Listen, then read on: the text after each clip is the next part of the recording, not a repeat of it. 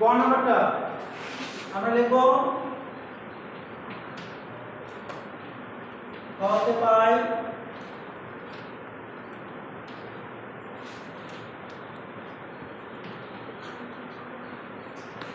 ডেকের যাত্রী 283 জন। অতএব ডেকে মোট কেবিনের না কেন আমরা ডেকে যাত্রী পেয়েছিলাম 283 জন, ভাড়া 283 গুণ 60 এত টাকা।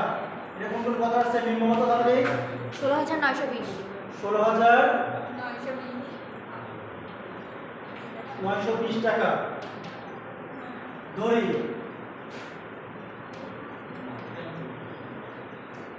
কেবিনের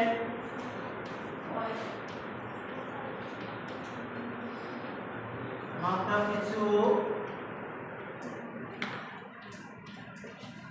ভাড়া x টাকা। x না, যেহেতু প্রশ্নে x বলে দিয়েছে তাহলে এটা তোমরা p ধরো। তাহলে কেবিনের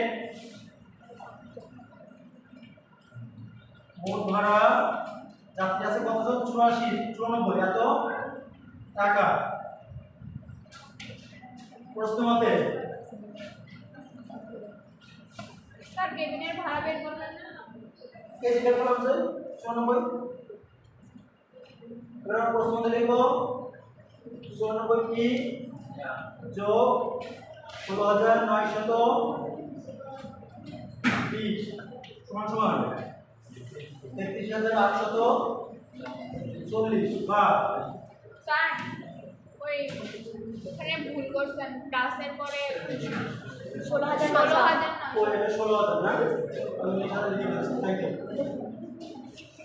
94 কি সমান সমান 33,840 বিয়োগ 16,900। বলো তো একজনের বিয়োগ করে কত হয়েছে? 16,920 এটাও 16,920 আসবে। জি ভেরি গুড। 16,920 একে 54 দিয়ে ভাগ করলে কত আসে? 180 180। 80 অতএব 30 সমান কত? 180 টাকা। অফ করো। সুতরাং ঠিক আছে। আরে